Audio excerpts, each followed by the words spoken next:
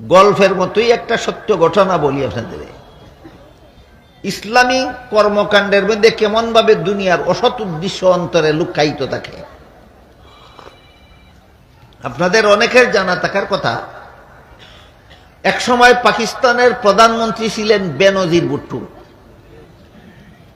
বেনজির ভুট্টোর চিন্তা চেতনা, মন মানসিকতা, জীবনযাপন নাস্তিক্যবাদী, দিন ধর্মের ধার ধারে না, এইরকম মন মানসিকতার লোক বেনজির ভুট্টো।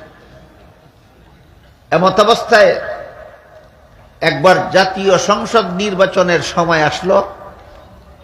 হঠাৎ করে তাকে বেনজির ভুট্টোকে দেখা গেল সে তসবিহ পড়ে। সারা বছর 5 বেলার নামাজ পড়ে না, আসন্ন নির্বাচন সামনে নিয়ে তসবিহ পড়ে।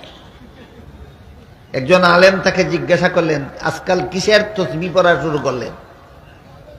বলে, আয়াতুল কুরসির তসবিহ পড়ি। জিজ্ঞাসা করা হলো, আয়াতুল কুরসি তো অনেক লম্বা, এত তাড়াতাড়ি দানা টানেন কিভাবে? বলে, আমি এটাকে শর্টকাট করে নিয়েছি। জিজ্ঞাসা করা হলো, কেমন শর্টকাট?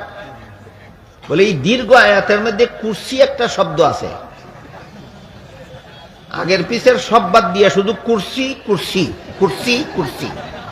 কুরসি শব্দের বাংলা অর্থ হইল গদি। কুরসি শব্দের বাংলা অর্থ হইল গদি। তসবিহ তো পড়ে, মানুষে দেখলে মনে করে আল্লাহর নাম জপে, আসলে কি জপে?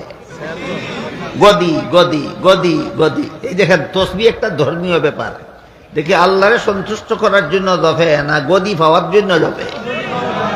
চিন্তা করে দেখেন, ধর্মকে মানুষে দুনিয়ার স্বার্থে কেমন ভাবে ব্যবহার করে। এমন নজির মনে হয় বাংলাদেশে নাই।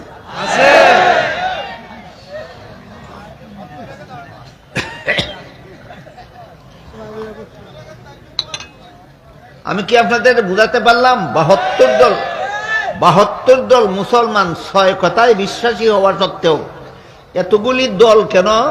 দুনিয়া অর্জন করার এতগুলি পদ্ধতি অবলম্বন করার কারণে এতগুলি দল। আর জাহান্নামী কেন?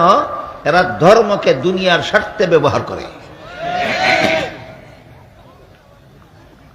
কাজেই রাসূল করিম সাল্লাল্লাহু আলাইহি ওয়াসাল্লাম এই 72 দল মুসলমানকে জাহান্নামী বলেছেন।